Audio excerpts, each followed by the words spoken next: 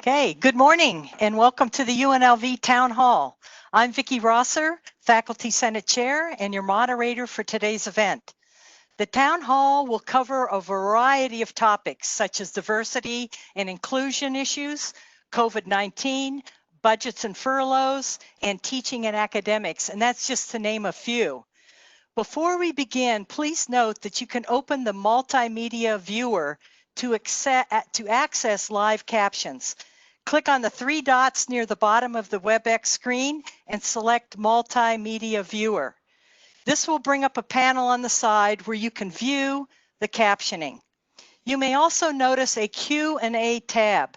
This allows you to view and submit questions for our panelists. Please do not use the chat section for questions. Please place them in the Q&A tab area. Okay, we have a great panel with us today, including President Marta Meana, Interim Executive Vice President and Provost Chris Heavey, Senior Vice President and CFO Jean Vock, Vice President and Chief Human Resources Officer Ericka Smith, Vice President for Student Affairs Juanita Fain, Brian Labus, Assistant Professor, the School of Public Health, and Chief Diversity Officer Barbie Oakes is unable to be with us today. And now let's get busy. To President Meana, she has some opening comments. Thank you. Good morning. Thank you, Vicki. Good morning, everyone. We're happy to have this opportunity to address this many of you at one time and to take your questions. So 2020 has been action-packed, to say the least. Much like our country, our university is facing significant challenges that are going to require us coming together to be the change that's needed from the perspective of equity and inclusion, as well as to support each other through the myriad complications posed by COVID and its budget implications. On the diversity front, the knowledge that our communities of color feel disenfranchised did not come to light with the murder of George Floyd and ensuing protests. We knew that already. In my 2 years as president, we have seen the results of the Great Colleges to Workforce Survey, which clearly showed that a significant number of faculty of color were distressed about their standing at UNLV.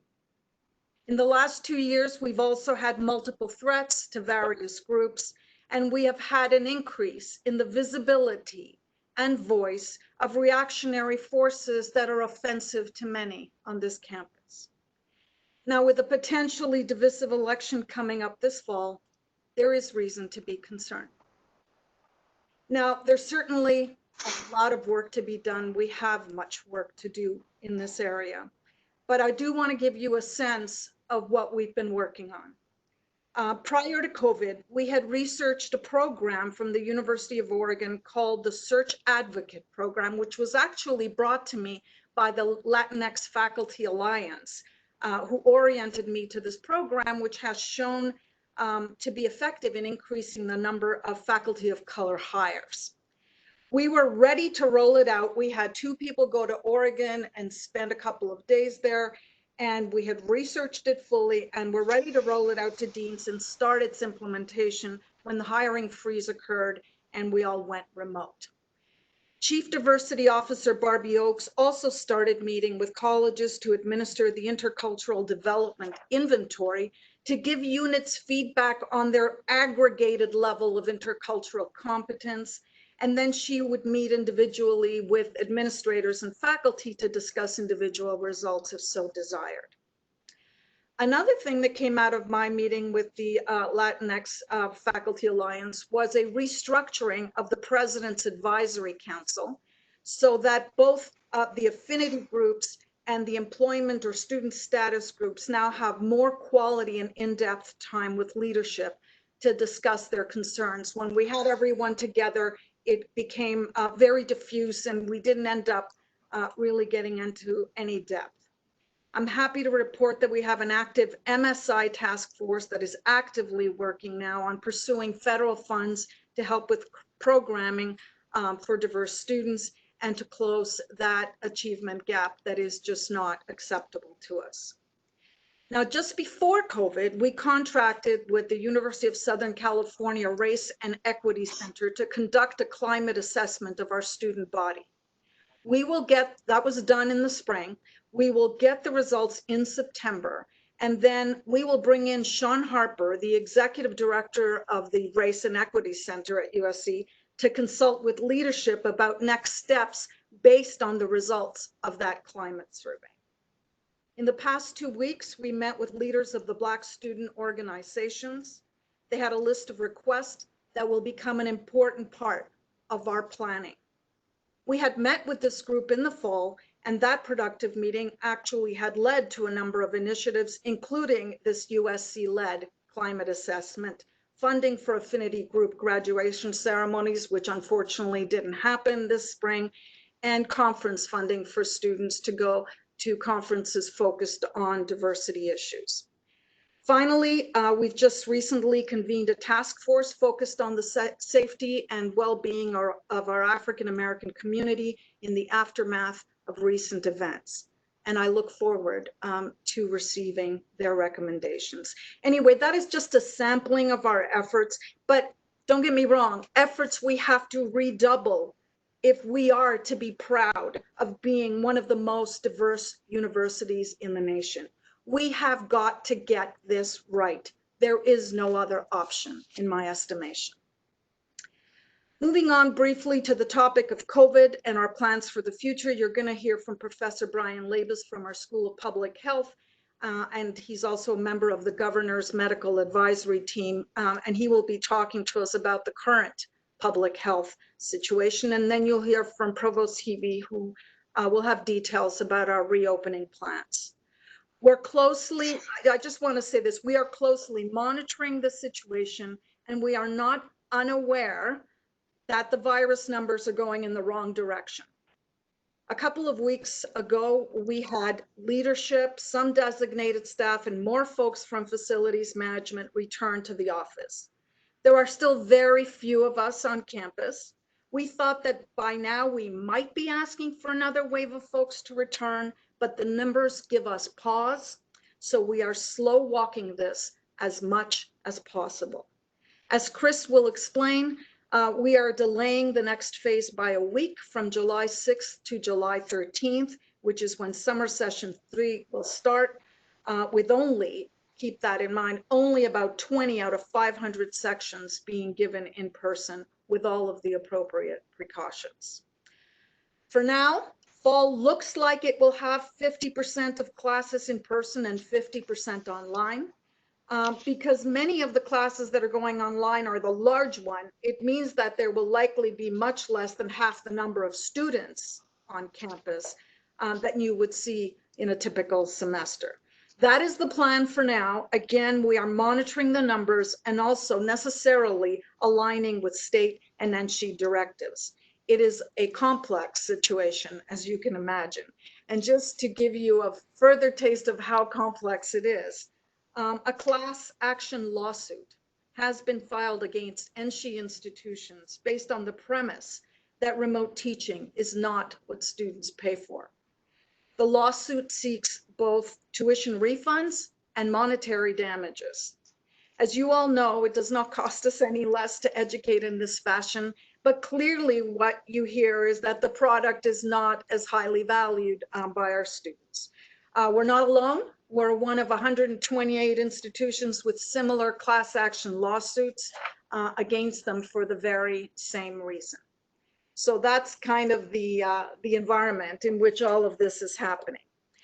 As to the budget, we're looking at a 19% budget reduction, 4.6% furloughs, a hiring freeze, and a temporary student surcharge. With the relief of the CARES Act funding and an NSHE distribution from earnings on cash reserves, we've been able to manage to do this without any layoffs or program eliminations, which was our ultimate #1 goal. The governor has now announced that a special session will be held in early July, and that's the session at which the furloughs will be proposed and most likely passed. So legislative action is required for the implementation of the furloughs. If that goes through in early July, we will then have to get approval from the Board of Regents later in the month. Although the furloughs are likely, we don't know anything for sure yet, but likely to be retroactive to effective July 1. Okay. VP Business Affairs and CFOs, Jean Vock, as well as Ericka Smith, our Vice President and Chief of Human Resources, are on the panel, and they will be able to address your more detailed questions about this. So we're definitely facing some significant challenges that will require our ingenuity, our patience, and faith for better days ahead, which I know we will see. On the topic of searches, our new Chancellor, Melody Rose, who was the Chancellor of the Oregon University System, will be joining us September 1. I think you will be very impressed by her. I'm very excited by her appointment. And she will also be involved in interviewing candidates for the UNLV presidency. The UNLV president candidates will be here the week of July 20th, and the appointment of the new president will be at the end of that week. I will then be taking annual leave to take care of pressing family business of my own. So for all intent and purposes, I will be in this position actively for 1 more month. So those are my updates for now. I'll turn it over to Provost Heavey for his opening remarks. And then I think Brian's going to say a few words about the health situation. And then we'll go to your questions, which is the main purpose of this. Thank you. All right. Good morning, everyone, and thanks for joining us. And let me start by saying what an honor it has been to work with you, Marta, and thank you so much for your leadership during this challenging time. It's really been an invaluable contribution to this community. And so I know I speak for everyone in saying how much we'll miss your leadership when you transition out of the role, but how much we genuinely appreciate you stepping in at such a crucial moment to give the community stability. So thank you personally from the bottom of my heart. And let me say to the broader group, I, like President Meana, just want to acknowledge that this is a time of great sadness and anger, understandable anger and anxiety. And it really is an unprecedented situation for all 3 of the challenges to be upon us simultaneously. The COVID pandemic, clearly the worst in 100 years, the budget challenges that result from that, and then the challenges related to the realization of how much further we need to go to achieve racial justice and social equality in our community. And so we're working on all of these things simultaneously, and I'm just so proud to be a member of this community that I know is a force for good in all of these areas. And I know that everyone in this large community is working to make this place better. And we've done a really great job so far in coping with the challenges. And as Marta said, we have some ways to go. And so talk a little bit about the some of the details of what's happened. Obviously, we're all pleased with how we ended the spring semester and continue to support student learning under those challenging circumstances of the incredibly rapid shift to online education. And we all hoped that we would now be planning for more of a normal return to operations than it seems like is feasible. So as Marta said, over the last month, we have worked in a way that I'm really proud of and want to thank everybody for their cooperation to transition to roughly half of our courses being remote. And I think we've done so following what we started with the notions of acting with an ethic of care for our community and letting these decisions be made at the local level to the greatest extent possible. And so other than moving all classes of 75 or more students to remote instruction, we let all of the decisions be made at the department level. And we have ended up literally with 51% of the courses being designated as remote instruction and 49% being designated as in-person, at least to a degree. And that would include hybrid courses. And as Marta said, because the larger courses were moved to remote instruction, that looks like it'll end up being about 60% of student enrollments will be in courses that will be delivered remotely, and about 40% of the student enrollments will be in courses that are scheduled to be in rooms for at least some of the time. And that has all happened over a very short period of time. And I know that's been a lot of work at the local level. So I want to thank all Brent Drake, especially, and Sam Fugazzo, who have led the central part of this effort, but all of the department chairs and faculty members who participated in it, all of the advisors who are working with students to help them understand these changes. And I know it's really taken the whole village to get this done. Just to update you, if later this week, all instructors will receive an email from, I think, Brent Drake and Sam Fugazzo that will tell you to double check the offerings of your courses so we can get it settled that the changes have been made correctly. And then we'll send out a communication to students to alert them to the nature of the enrollment status or the delivery status of the courses in which they're enrolled. And then we're going to ask for those courses to remain frozen through the month of July. We, as we've always said, we will monitor conditions and make additional adjustments as needed based on the conditions at the start of the semester. What that means in concrete terms is we won't be switching any additional courses to live instruction. So if a course is designated as remote, it will remain remote for the fall semester. But we may switch additional courses to remote instruction if we judge that the conditions in August, closer to the start of the semester, do not warrant the level of remote in-person instruction that we have currently scheduled. We are moving all of the courses once we get the mode of delivery settled. We'll be moving courses to different rooms so they can be delivered in a way in which students can remain more socially distant, with the goal of all courses being scheduled in rooms that are only used at half capacity. But we will say to all instructors, please do be ready to shift to remote instruction if necessary as we get closer to the fall. And we will have to manage a lot of complexity. This is, I think when I was thinking about it last night, we think about sort of the effort to send people to the moon and what that meant at that era. This is an incredibly complex thing to try to manage. And we know that we're going to have students who are going to have to quarantine and not be able to attend classes remotely. And we may have some members of the community get sick. And so we'll have to be nimble in our delivery method and be able to shift to remote delivery if that is called for.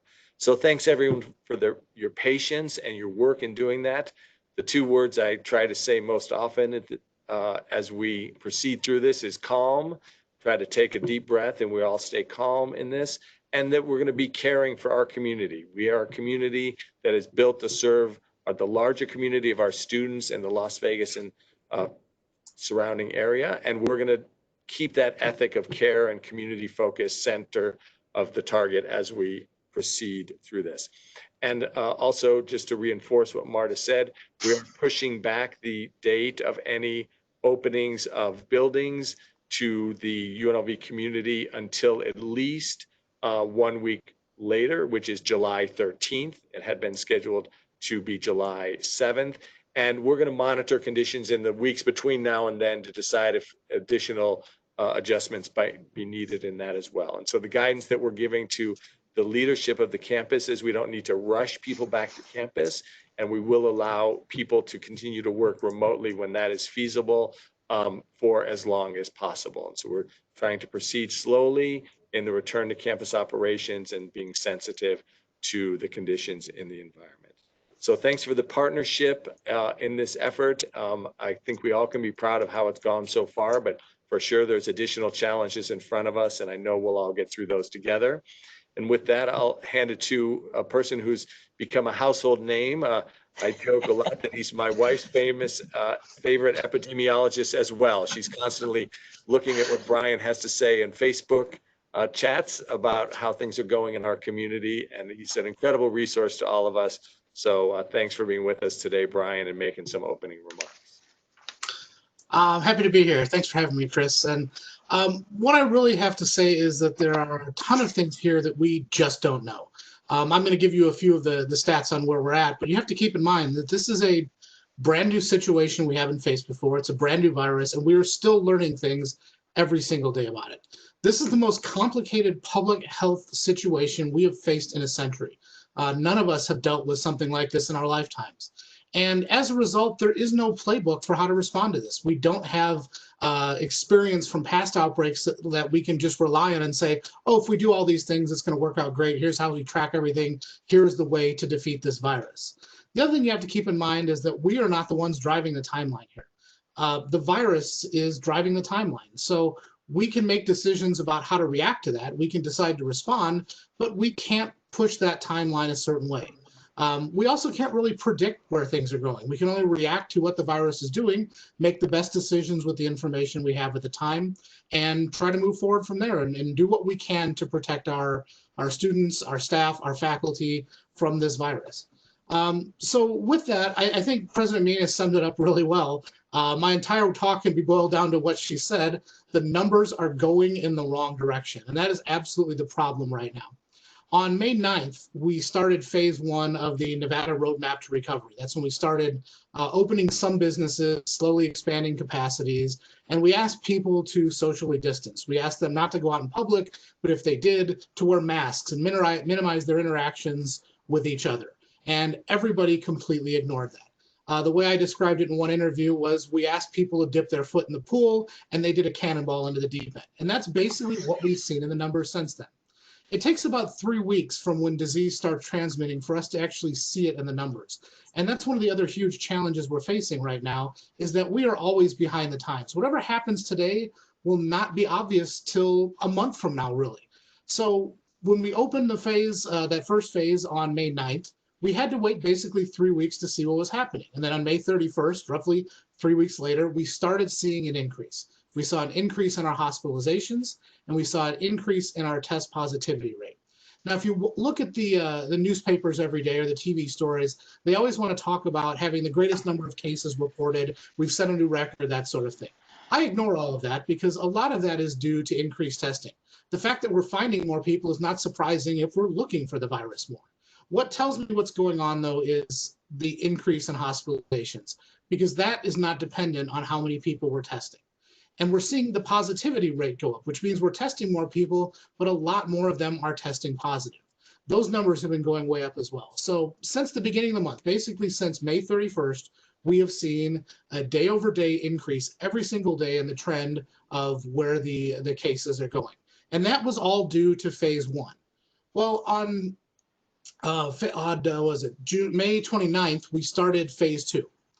And it takes, again, about 3 weeks to start seeing the results of that.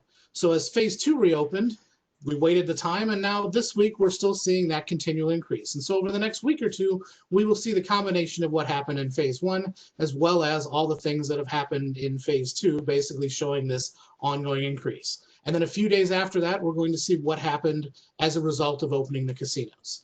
So none of this is due to more testing. That can explain some of the overall numbers, but the trends that we're seeing in hospitalizations and positivity rate is due to disease transmission in our community.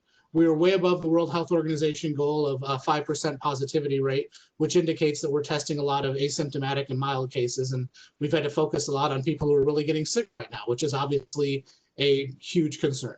We've seen our hospitalizations go up, and there's no indication that these trends are going to quickly reverse.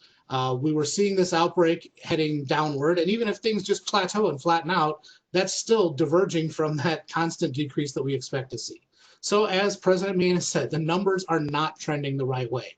Unfortunately, all we can do is look at these numbers and try to make our decisions about what's best in terms of timelines, but we have no way to predict where things are going, and we have no way to really change that timeline. All we can do is react to it. So I think, unfortunately, that is my kind of depressing overall summary of where we're at right now. Okay.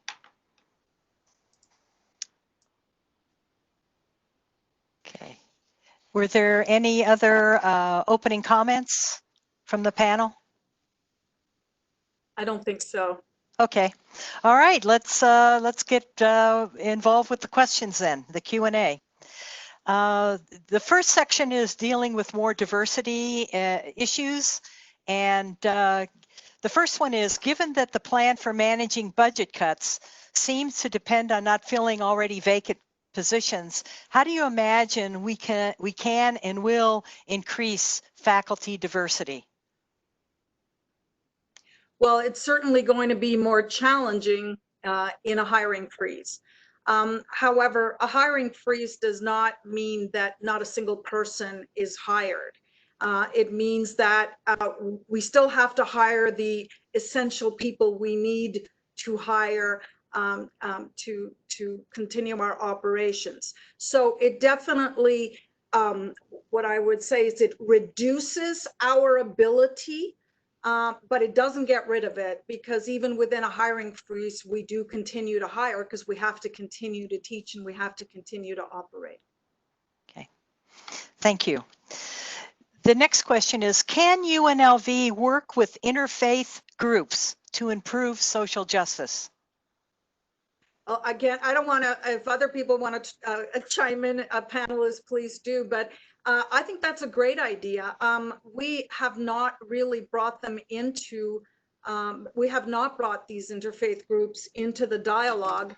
And again, since we're trying to change something that we haven't changed as much as we need to change, maybe trying to bring in different groups like the interfaith groups, I would certainly be very, very open to that. And Juanita, do you want to comment further on that? I know that you work with the student organizations very actively. Yeah, I was going to add, thank you, Chris. Thank you, President Meana. Yeah, we have several interfaith student organizations on campus, and we will continue to, to work with them and solicit their input. To be honest, to piggyback on what Marta said, we haven't aggressively entertained those student groups, but we certainly will going forward.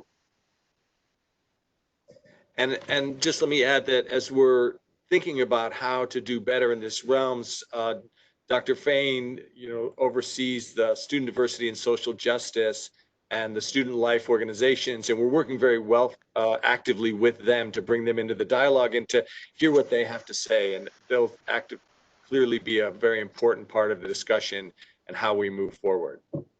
Yeah, and we'll continue, if I could also add, we'll continue to work with student groups, particularly the Black student organizations, given the current climate that we're in.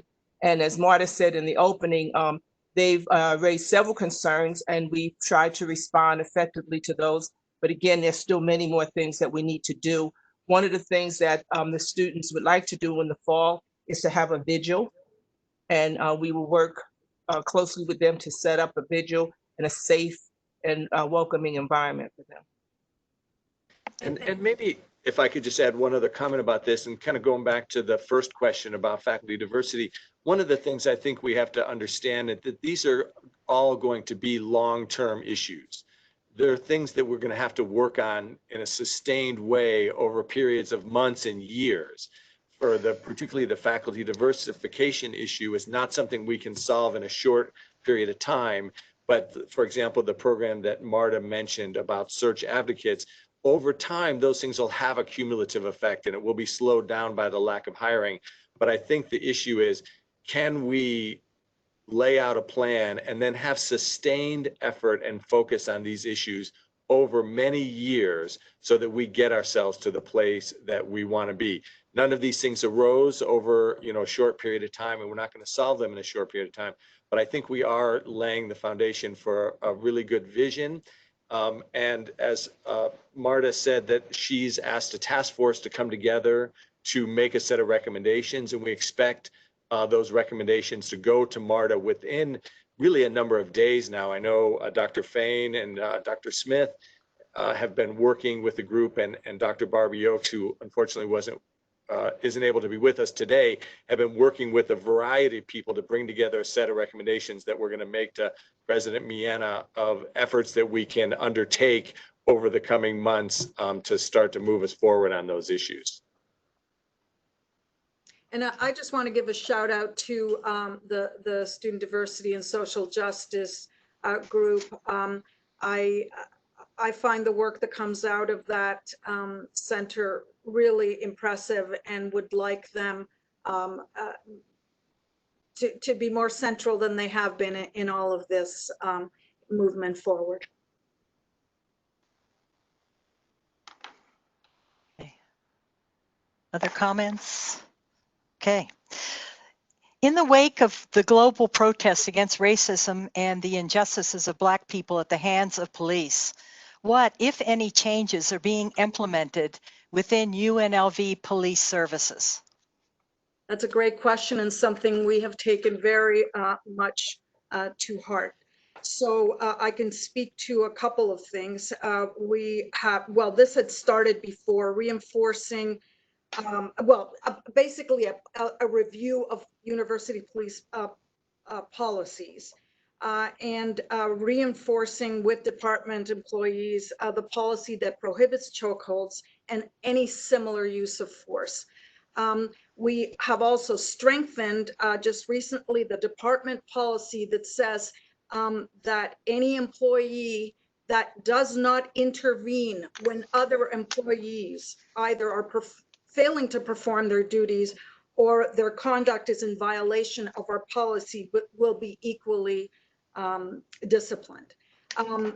We are creating, Chief Garcia, by June 30th, will have created a citizen review board. And this is going to be comprised of students, faculty, and staff, and other at-large community members who will review disciplinary actions by University Police Administration and provide a report to the Chancellor and to the 4 university presidents in the Southern Command. Another I think important aspect here, perhaps the one that I'm most invested in, is the creation of a police advisory board.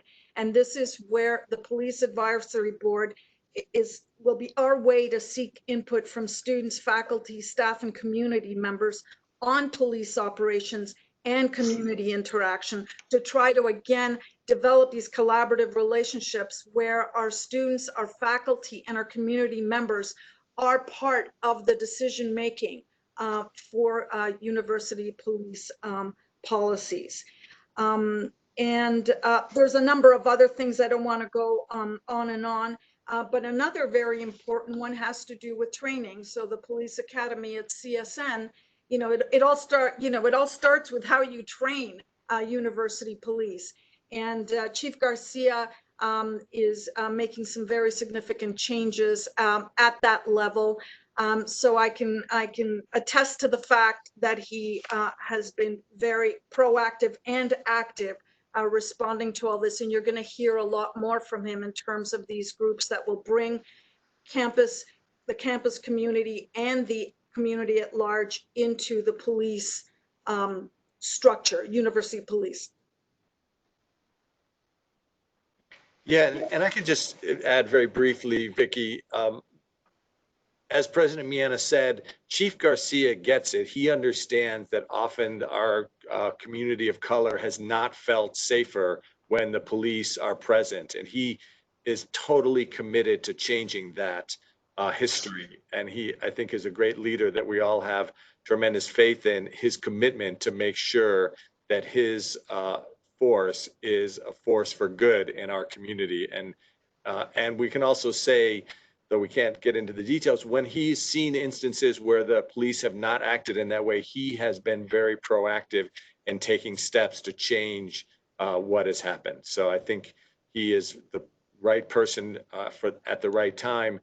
And he's also a member of the task force that President Meana put together and is really listening to our African-American community and trying to hear their concerns and understand that point of view. And just a news flash here, because this just came in about an hour earlier. Chief Garcia applied to the U.S. Department of Justice for a grant award for residential life and homeless outreach. And we have been granted $250,000. We just learned that just recently for, again, these important outreach efforts in terms of community policing. Okay. That's great. Okay, any other? Okay. What in your view are the most common concerns currently being expressed by our Black students and faculty regarding our campus climate? I know you touched on it briefly in your opening, but this is a little more specific. Well, I have pretty specific information about the student concerns because we just met with them and they detailed for them in a very well articulated and organized fashion. And I was so grateful for that meeting because it really does help us plan for the future. So they had concerns. They had a number. I won't go through every single one, but they had the concern of the lack of African American representation on campus in terms of faculty, advisors, therapists, mentors. So it's not just about faculty, but just the broad kind of lack of representation. They had concerns about the lack of African American authors in the curriculum. And although we do have, you know, a fair number of African American focused topic courses, I think the more important point is to integrate African American scholarship throughout the curriculum. Clearly that, you know, is a large undertaking, but I think an important one, and that was another one. Another one was, you know, they want some mandatory diversity training to be implemented for faculty, for students, for student government leaders. Again, trying to get at having people understand the issues in a way that they don't feel they're understood. They do not think that our mascot is an appropriate mascot for a diverse university. They had issues with the way we've managed past threats in the past. It's a little redundant, but you know, I learned a lot, you know, with all the best intentions. I didn't always deal with that in a way that made them feel specifically cared for or looked after. So I've already learned a lot from students about how to deal with a threat and how to communicate that to campus in a way that is effective. There are concerns about speech on campus that's offensive. That's a tough one, right?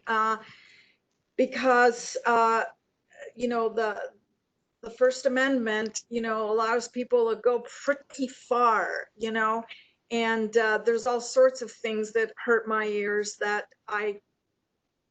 you know, so I think the important thing here is for students to know if they think they've experienced hate speech or misconduct, to at least feel free to come to us and say, this is what I heard, this is what, you know, and then we can kind of sort that out. But again, really a really complex issue.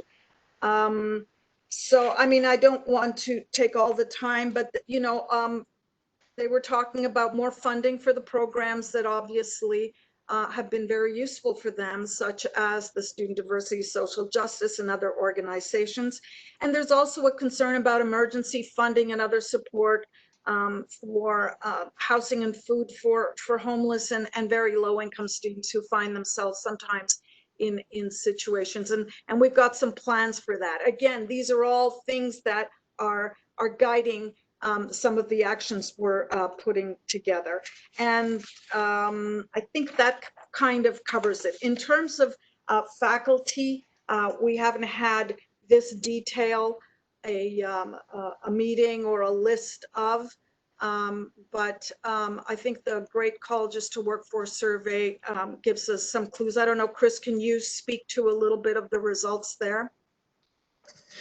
Well, I think generally they indicate that there's a lack of sense of belongingness, or at least a lower sense of belongingness among many of our faculty of color, and that they sometimes feel like they don't receive the support and opportunities that they feel would be equitable. And so it's definitely something that we need to continue to work on as a campus. Yeah, professional development seems to be a recurring kind of issue about, you know, not feeling like you're stuck and lack these opportunities to kind of move on. Okay. Okay. Other comments? I would just add one other thing to piggyback on what was said. Marta had mentioned in her opening remarks that we had partnered with USC at the Race and Equity Center with Dr. Sean Harper, who will be coming in the fall to help us kind of respond to the results that we get from the survey. It's a national assessment of collegiate campus. And the only thing I wanted to add, Marta, was that in addition to Dr. Harper meeting with leadership, the plan is that he would also meet with students as Oh, well. great. Okay, good. And Ericka, do you want to comment on this one a little bit? I know that as our Chief Research Human Resources Officer, you've been doing a lot of work with the Managers Training Academy to help supporting managers and being more effective in supporting faculty and staff. Absolutely. And from the survey as well, I think it's just a reiteration, Chris, of what you've already noted. You know, faculty and staff of color, and particularly Black faculty and staff, really do feel as if they don't belong, right? And so that goes in kind of in alignment with diversity and inclusion and recruitment and retention, right? So we can recruit, but we have to create an environment where people feel as if they are welcome and included and appreciated. And so that's working with Barbie. I can also say that she's really been growing, as President Meana mentioned in her opening statement, in providing an assessment. And so not only has she done it for cabinets and deans, but she's going around the campus, and she's only one, she's a mighty one, but she's only one, but she is really getting a lot of this training out to try to help individuals and help groups and people understand the needs, and so how we can actually meet those needs. Okay. Okay, that just covered a couple questions, so thank you very much. People with disabilities naturally have a harder time with social distancing. What provisions are being made to make the transition back to campus both accessible and equitable? Ericka, do you want to take that as our head of human resources? Or Absolutely. So what HR and the university decided to do with regards to accommodations is actually utilize the administrative leave that the governor enacted, I believe, March 17th. And so when he made this announcement, he noted that for those who needed an accommodation, who were considered in the vulnerable population as defined by the CDC, that they should use administrative leave and not have to use their vacation, their annual, or their sick time. And so once we started noting that we were going to try to address the reentry, and that's been changed several times due to, of course, the governor's response to the numbers. We asked for those who could continue to work remote to continue to work remote under the emergency remote plan. And so in doing that, we then also asked for those who could not work remote but were considered vulnerable to allow them to be on administrative leave. So this accommodation is really to help individuals, so that we did not want to kind of crowd the medical doctors' offices. We didn't want to crowd them with requests from the ADA, because that is a formal process when you ask for ADA. And so here we really wanted to utilize as much leniency as possible, as directed, of course, by NSHE and the state of Nevada, but we also, as a university, wanted to be compassionate to those who needed accommodations through this period. And so now we're working through the accommodations and hoping that people are settled in remote work, and once the vulnerability is lowered, then we will ask them to return to campus. Okay. Okay, a few more questions in this area, and then we'll move on to the COVID-19 area. In terms of how were diversity concerns specifically taken into consideration in the administration's decisions about faculty job hires that were honored and which were then rescinded in the wake of the governor's hiring freeze? So my understanding is that if there were offers on the table in advance of the governor's hiring freeze, we honored those. Is that correct, Ericka? That is correct. Those who were offered after March 17th, those offers were honored. It was after that. So you could have had your finalist, and if you did not have selected your person and offered the position, then yes, that was placed on hold. But those positions that were offered, they were allowed to move through the system. Okay, great. Let's see here. Can you speak to any advancement in the area of pay equity and discrimination issues dealing with pay, not only by gender, but also by race or ethnicity? Well, we actually did a pay equity study, and we did not find that there were differences in that in terms of race or gender in terms of that study. So we did that a year and a half ago, I believe. We did not find. Now, you know, it might depend on how you know, how you break down the data, if you disaggregate it and look at specific groups. But overall, there were no pay equity issues that came out of that study that we contracted out to have done. Okay, great. Do you want to add anything more to that, Ericka? And I have a brief comment on this topic. Sure, yes, and I agree. Overall, the recommendations were that we did not have a lot of discrepancies. However, and I understand, we say this from a blanket perspective, that if you really kind of drill down in one-on-one, there may be, and I can say from an HR perspective that our compensation and classification area is really looking at how to start having conversations with deans and division heads personally about their area, so we can kind of dissect it a little bit better and address it as we go further. Yeah, and one of the things I think we can be proud of, and Ericka has been a big part of this, is we have created a process where individuals who feel like they've identified inequities can ask for their situation personally to be reviewed, and we do review those. And if we identify inequities, we do make adjustments. I'll also say that one of the things that I believe, and before that, maybe, we also did a broad study of the academic areas by national comparisons, and we have found that there are some broad academic disciplines where we have identified that our faculty are underpaid compared to normative peer organizations. We're trying to work through those, but obviously the budget crisis has hampered our ability to make adjustments. And what those adjustments would typically be is across the board within an area, and saying this whole department or this whole unit is paid below what the normative data suggests they should be being paid. I'll also say that as we talk about diversifying faculty, pay of faculty is a challenge. And one of the things that we've seen, I think, historically over time, is that we lose sometimes diverse faculty because our pay levels are too low. And I know when I was dean in the College of Liberal Arts, we lost a really well qualified, diverse faculty member because someone offered him a lot more money. And to match the offer that we would have had to do to retain him, we would have had to jump over so many people.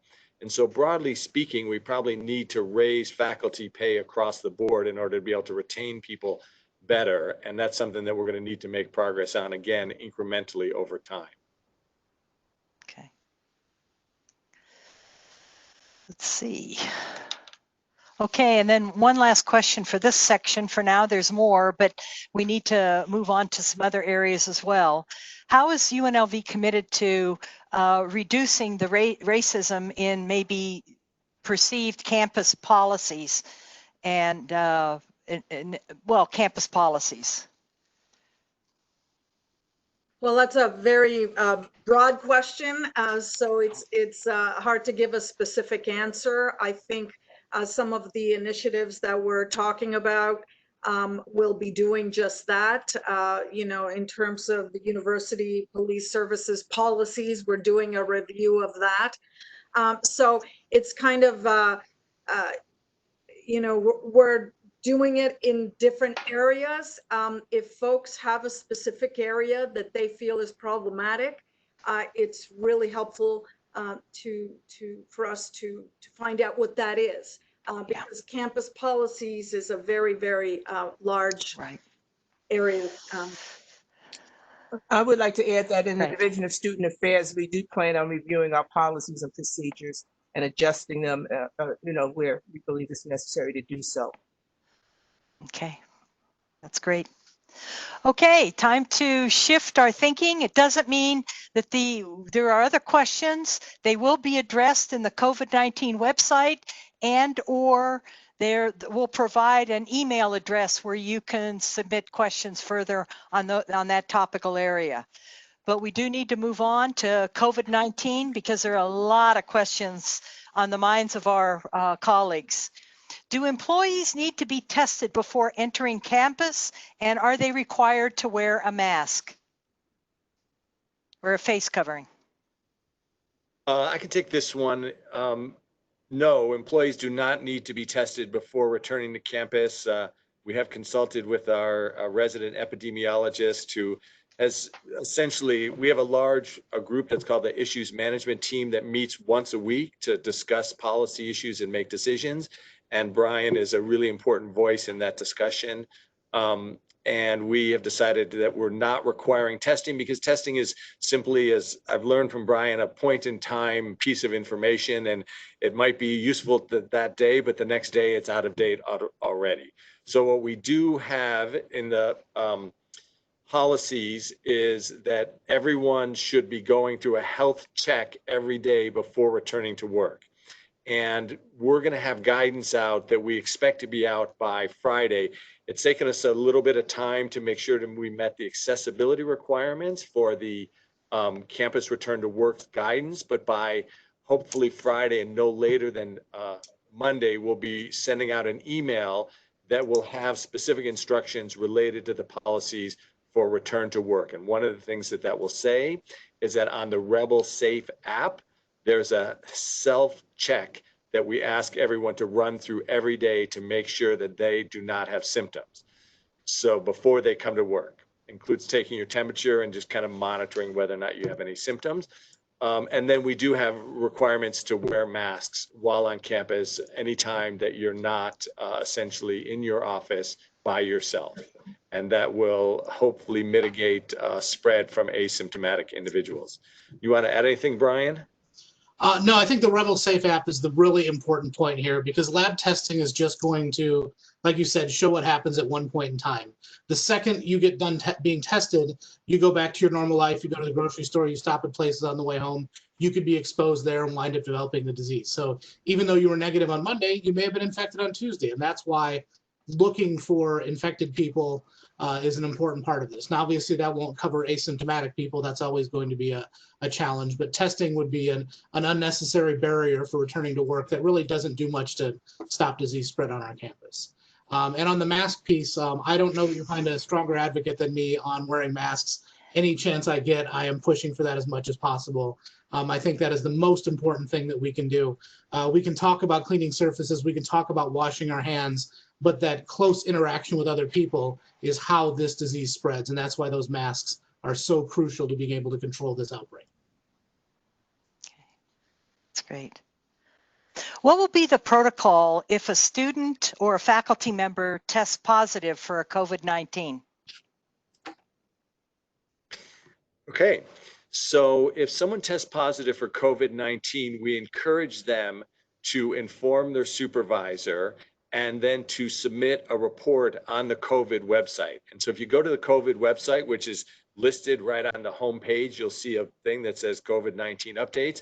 Click on that and there's a button that says recent cases. And if you click on that, you will find a self-report Qualtrics form that we ask people to voluntarily fill out in order to inform the campus leadership. And that form is then distributed to a number of people who review the situation and decide if any kind of notification to the campus is required. So basically, the procedures related to notification are that we have a requirement under the Clery Act to tell people if there are material changes in the safety conditions on campus. And so if we're able to identify all of the people who someone interacted with and notify them individually that they may have interacted with somebody who was tested positive for COVID-19, we don't send out a broad campus message, because essentially every person who needs that information has been given it. And so we have had a few cases recently where people have been on campus for very limited amounts of time, and we're able to identify every person they interacted with and tell those people. If we can't do that, if someone's the campus, as the campus opens more broadly, and it's possible that people have come across more people than we can actually enumerate, then we would send out a campus notification saying that someone has been on the campus who has subsequently tested positive, and you may have come into contact with that person. But we won't be sending out additional notifications for every additional person who tests positive. The reality is that, I think, as Brian will tell us, is that we should all be sort of acting as if we think every person we interact with may be positive. And that's why we're wearing face masks and using social distancing procedures. And because if people are asymptomatic, you're going to be interacting with people who may never know that they were actually positive, may never have actually been tested for it. So the clearing notifications to the campus will only tell us that someone's been on campus who has tested positive, and you should be aware of that. But it's really, in a way, not telling you anything you don't already know, because as you move around in the world, you may be interacting with people who are positive. And so don't expect to be getting a clearing notice every time someone on the campus, in the campus community, tests positive. If we identify someone that you have interacted with personally who we know is tested positive because they've reported, and reporting is voluntary, we'll tell you that, we will notify you directly. Lastly, the contact tracing that we're all familiar with now still will remain the province of the Southern Nevada Health District, because they're the people legally charged with doing that. And so we'll support that work, but they'll be the actual contact tracers. And even though we're actually big partners in that, our public health unit is going to really support contact tracing and ramping up that capacity for the Southern Nevada Health District, but we won't be doing that work as a campus. That's done by the health district. And Marta or Brian, you want to add things? I just want to make sure that everybody understands that there isn't an expectation that we're going to have a running tally on that page of how many people tested positive, because we're in no position to do that. As Chris said, we have a procedure in place to notify folks when they have come into contact, but we will not, you will not be going to that page to see how many people at UNLV have become infected, because we will not know that. And I have to add, we can't think of UNLV as a bubble where we are fully responsible for these people's lives 24 hours a day. So that's why the health district role in this is so important. As soon as you leave to go home, you could be exposed. You could be exposed when you stop for coffee on the way to work. Those are the things that the health district gets involved in. We only have limited control of what happens on our campus. The other thing to keep in mind is just because a UNLV student, staff, or faculty is positive doesn't mean it has anything to do with campus. We've seen this on the Strip. They're the largest employer. You are going to have people that work at different Strip restaurants or properties that are positive just because they were infected in their daily life, and it had nothing to do with work. So the fact that we have a UNLV faculty member or student test positive doesn't mean they got it on campus. Doesn't even mean they were on campus when they were exposed or when they can expose others. And we have to keep that in mind. Just because it's a UNLV community member who is affected by this does not mean it's necessarily tied to campus. Okay, very good. Are there any guidelines for faculty, staff, students in terms of duration of meetings in offices and classroom environments?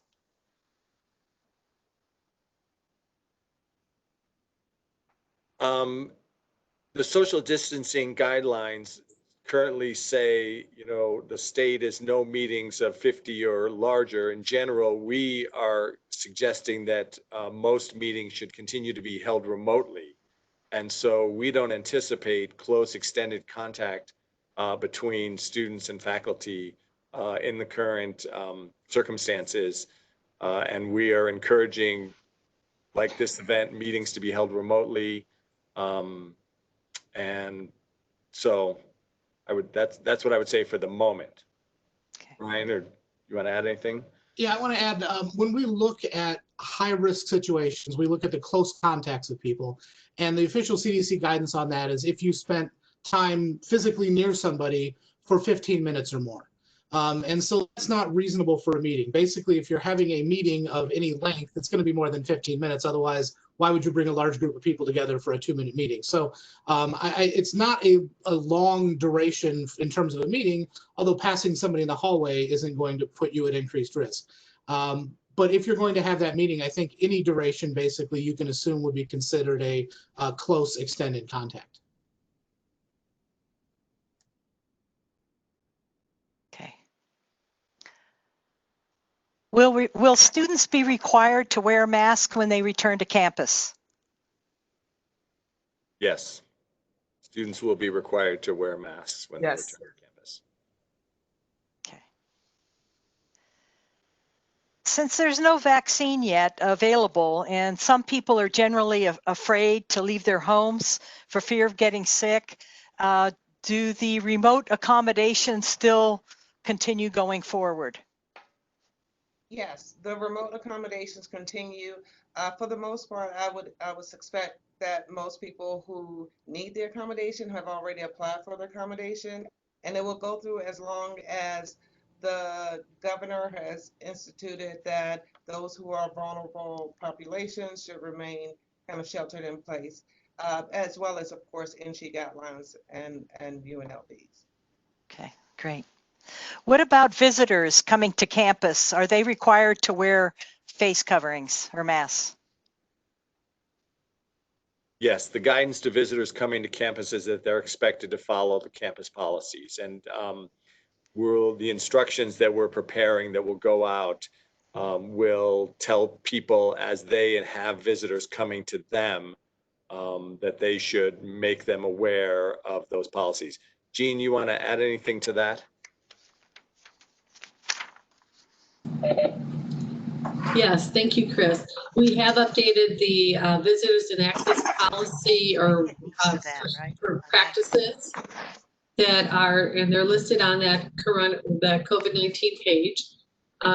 We are basically asking anybody who's not an employee or has another reason to be here to come to schedule an appointment in advance. And we have protocols to provide to them, which includes similar what we are providing to employees, asking them to not to come if they are sick or exhibiting any symptoms, and when they arrive that they should be wearing a face covering.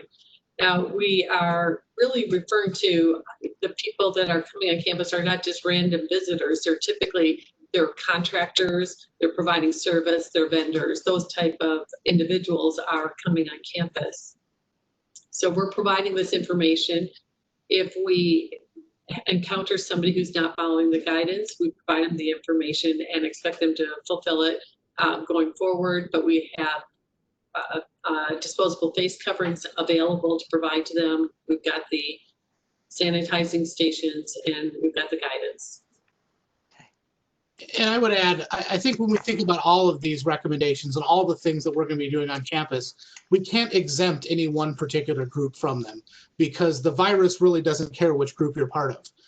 Everybody can expose everybody else. It'd be like saying there's no peeing in the pool except for this one group can do it. It really doesn't make sense to think of it like that. You have to think about our population as a community that can spread disease, and it doesn't matter where those people came from. If they're on campus, there is a risk to them of being around others, and they pose a risk to others from any virus that they may have.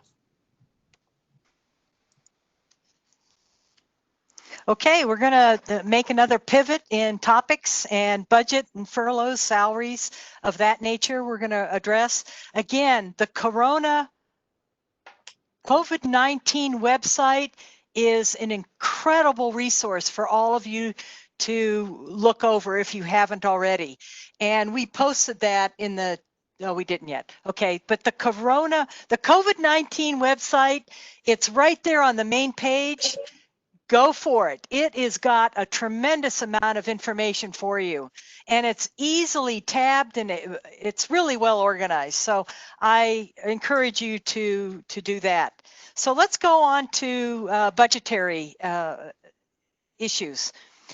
When would furlough start? And I think Marta addressed that. But how long? And is there plans or talks to reduce faculty salaries? So I'll maybe Jean, you want to give more detail, but I'll give the overall thing. It is likely that the furloughs, although they will not be voted on until later in the month of July, it is likely that they will be effective July 1. Okay, that's likely. How long will they last? We don't know. They're temporary. They are not cuts in pay. They are furloughs, but it all depends what happens with the state budgets going forward. So it kind of depends on our economy and the recovery. What was the third part of that?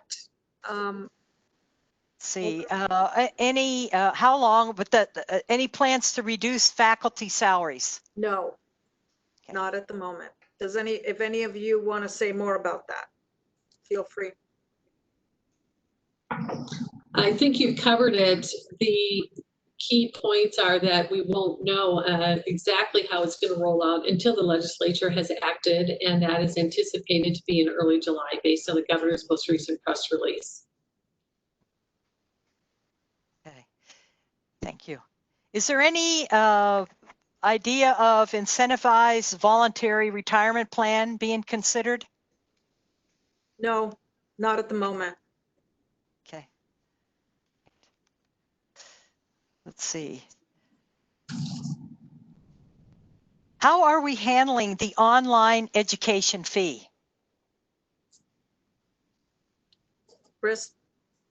Yeah, the online fee is not being charged to any class that was not initially slated for remote instruction. So students will not have to pay that additional $34 per credit unless the course had always planned to be delivered remotely. Okay. Is there a risk that sabbaticals will be canceled or postponed? No. At the moment, there is none. No. Okay. Is there a deadline for faculty or staff to appeal for a furlough exemption? I think Or is there even exemption? Ericka. Excuse me. Currently, we have not received any notification regarding the process for exemption. Okay. And I think we can add that we don't expect there to be exemptions other than perhaps for grant funded positions, which I think we do anticipate fully grant funded positions will be exempt from the furloughs, but otherwise. No request for individual now. Absolutely. Okay. Will classified staff be given a more severe furlough than the various models proposed for faculty? No, the expectation is that the furlough will be 4.6% across the board, classified, admin, instructional, everyone.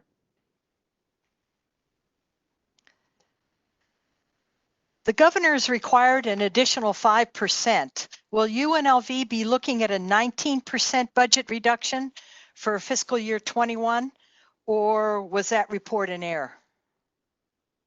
I'll let Jean get into the details of this. Yes, we are looking, the governor's finance office requested that NSHE and all the institutions develop a plan for roughly an additional 5%. You'd heard earlier that they'd asked us to prepare for a 6, 10, and 14% reduction. They now asked us to prepare for a 16% plus the amount of the furloughs. The exact amount of the furloughs is still being calculated, but it equates to roughly an additional 3%. So it is approximately 9%. 19%. Yeah, 19%. 19%, correct.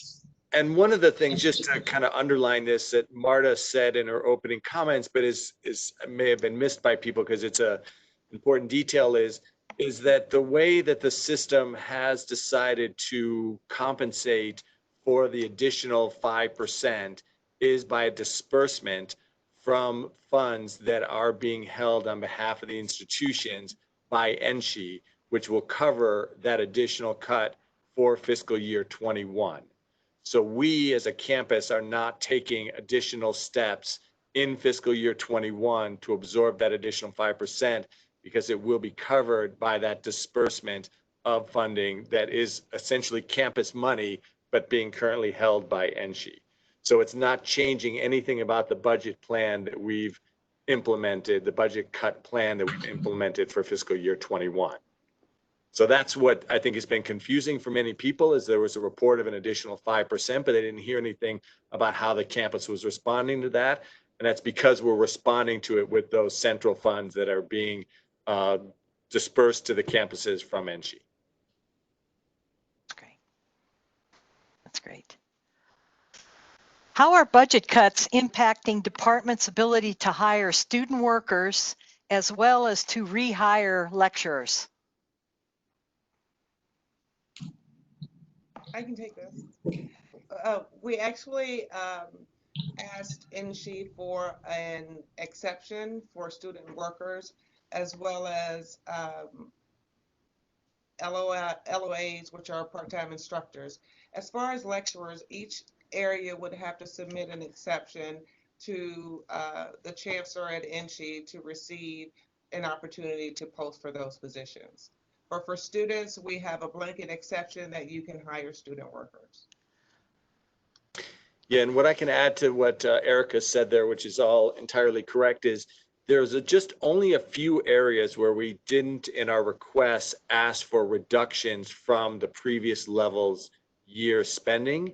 And those areas are student workers, part-time instructors, graduate assistants, and grant-funded positions, which obviously just depend on the level of grant funding for a particular year. But for basically GAs, PTIs, and student workers, we asked for the level of funding that we had last year, and so we don't anticipate cuts in those areas. Okay. Okay. Is there a way to advocate with the legislature to not make additional funding cuts? Well, there's always a way I love of it. trying. There's always a way of trying. Yeah. You know, the thing about a special legislative session is that you don't have a lot of time. We don't even know the date yet, right?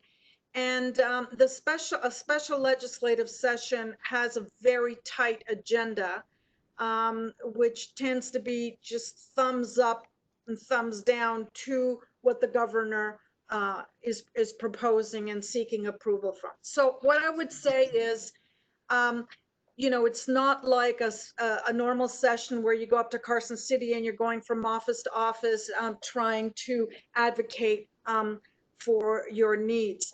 However, we have been, both Saber Newby, our new government affairs person, and myself talking to legislators throughout, you know, letting them know how important higher education is going to be to this economic recovery, and that in fact, hurting it more than we're going to hurt where we are is in fact gonna ultimately in the long run be worse for the economic recovery.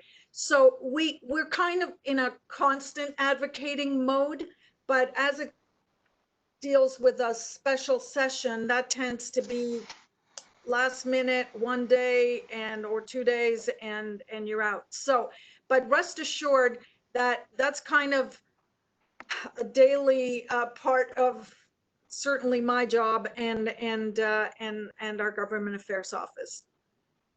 Okay. How has the pandemic affected contracts for those newly promoted and/or tenured? No effects. No effects. Go there. Those contracts are issued going forward. Yes, perfect. Thank you.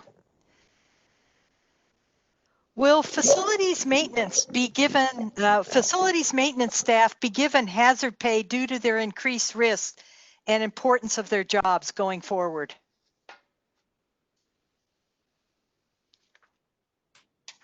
Do you want to take that, Ericka? Because we did have HR look into that, or did you want me to address that? Sure, you can address it, and I can follow up. Okay, so it is certainly something we looked into right away. This is managed through the state human resources department, and it didn't. The conditions here did not meet the qualifications for hazard pay, but we did look into that right away. It is possible that that guidance could change, but at this point, it does not qualify.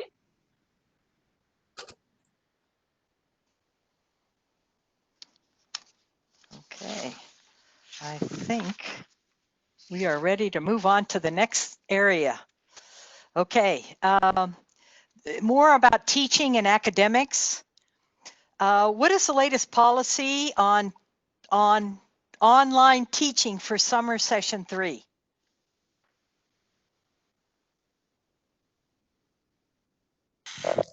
I hear my sound went bad, so is it, so I'm gonna have to restart my computer, so I'll be back in a moment. Sorry. Okay. Maybe I can fill in a bit. So we went completely remote for summer session 1, summer session 2. Summer session 3, which starts July 13th, is going to have a very small number of in-person classes. And I believe the number is something out of a potential 500 or so, 20 sections will be in person. So it is a primarily remote session 3 with a couple of handfuls of exceptions. Okay. What is the plan to build engagement among our students who are new and going to college for their first time, while much of their experience will be online and remote? I'll respond to that initially.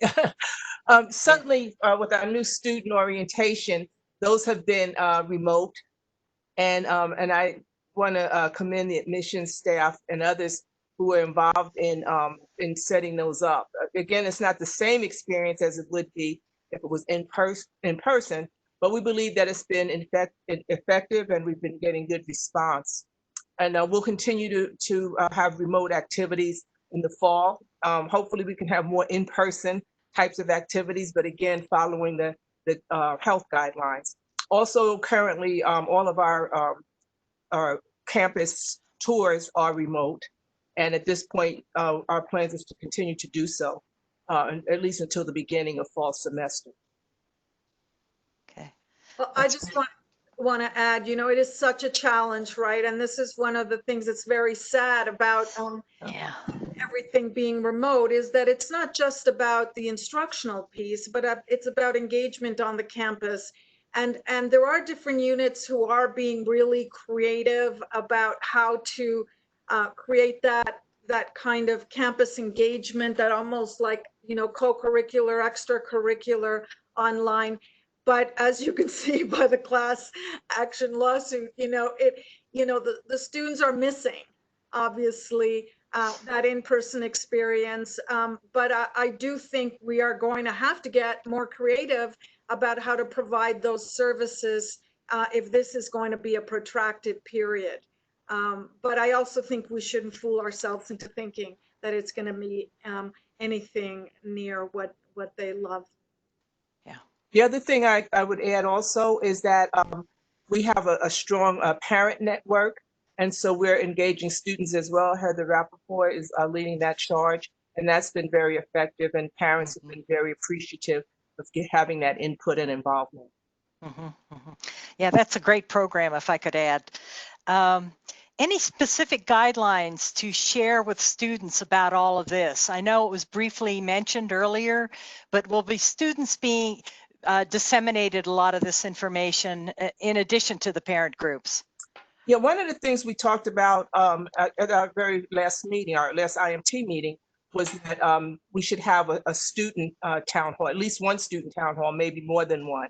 And so we'll plan to do that, to engage students and to get answer their questions and hear their concerns directly. Yeah. And we'll, okay. You're back on? Okay, go. Yes. And we'll be sending a student communication that will parallel the one that we're sending to faculty and staff about return to operations. And one of the things we've been messaging in new student orientations is that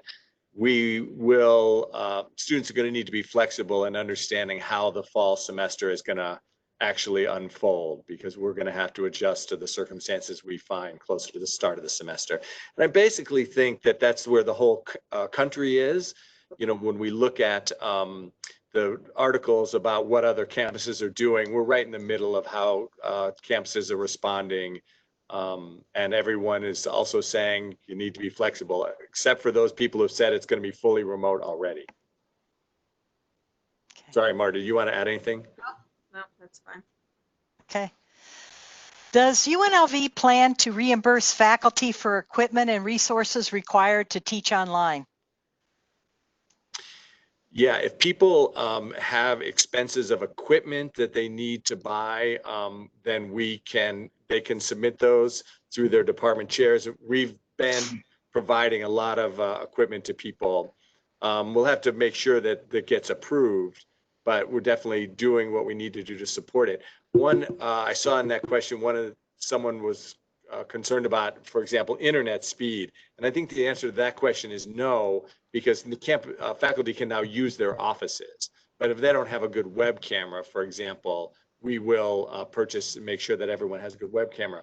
The other thing that we're in the process of doing is, now that we've got the schedule settled for which classes we anticipate hope to be offered in person, we're going to do a request to who might want a personal lapel mic that we would then buy in bulk and issue people for the semester. Because one of the challenges may be is for people who are wearing masks is having clear, communication. And so we've already started to lay the groundwork for issuing lapel mics that would then be synced to the speaker systems, which are in the classrooms for instructors who are going to be teaching live. Just to alert everybody, we're coming up on the 10-minute mark, maybe a little bit less than that, according to my right arm here. So we'll try to get a couple more questions in, and then we'll leave it for closing remarks. How would you recommend dealing with students who get sick during the semester or stop showing up to in-person labs? That will be challenging. And so one of the things we definitely want is and expect is that students who are ill do not come to class. And we are messaging out to faculty that they should update their class attendance policies to not require attendance by 6 students, because clearly that's counterproductive to maintaining the health. And so we're going to have to allow those students some flexibility in trying to make up that work so that they can successfully complete their class. And that maybe is a good opportunity to go back to where we started, which is what we're doing, and Brian underlined this kind of in his comments as well, what we're doing has never been done before, right? We have never tried to offer education in the midst of a pandemic. And so we are going to need to be flexible and to keep those concepts, from my vantage point, of calm and care front and center. Our goal as an institution is to enrich the lives of our students. And we do that through the experiences we provide them. And we need to do that for them in a way that's flexible to the circumstances and cares for our own community, because the actual vulnerable population in this situation is more the faculty and staff than it is the students.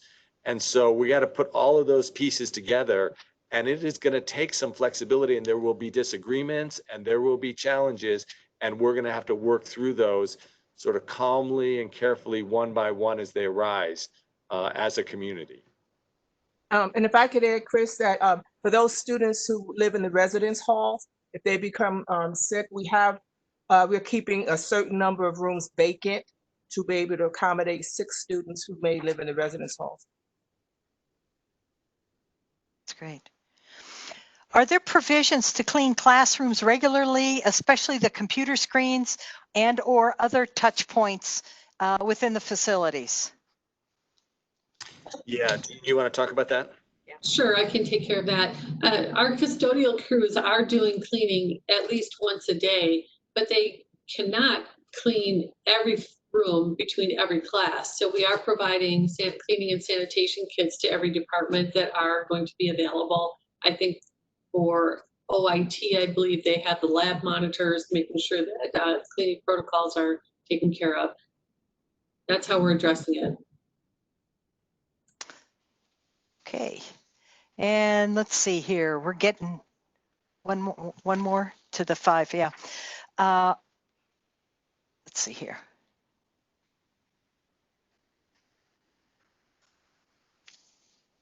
Wait, we got that. Hang on one second, sorry. We've had a little ringer thrown at us. Will the buildings on Shadow Lane campus, will they also stay closed until July 13th too? That is our expectation, yes. That all of the buildings in the campus community will remain locked until July 13th, and many will remain locked actually into August. So we're only looking at buildings that are sort of public-facing buildings opening for limited use by the campus community after July 13th. The rest of them we anticipate staying locked into August until we get closer to substantial return to campus, assuming again conditions warrant. Okay. Are there any consequences for staff, students, visitors not following UNLV guidelines for returning to campus? So I can take that one, Chris. So Thank yes, you. the university created an emergency COVID-19 policy. And in that policy, we reference the guidelines for employees as well as managing in a social distancing world. And so those are the guidelines. So for example, social distancing, washing your hands, wearing a face mask are all included in the guidelines because as we know, things change and expectations change as to what is the best way to approach COVID-19. However, that all ties back to the policy. And so what we're asking managers to do is to treat these guidelines as any other policy that the university has and follow the same processes that you would for any other violation of a policy. And from a student perspective, I would just add, they would follow the student code of conduct. Yeah, there we go. Okay, we've come to the end of this particular town hall session. There's numerous other questions. Again, I'm referring you to the COVID-19 website. There's a lot of information there.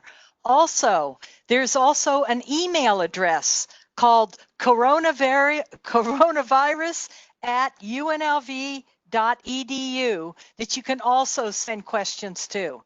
So please, if we didn't get to your questions, please be patient. There are other venues in which we can address your questions, your ongoing questions.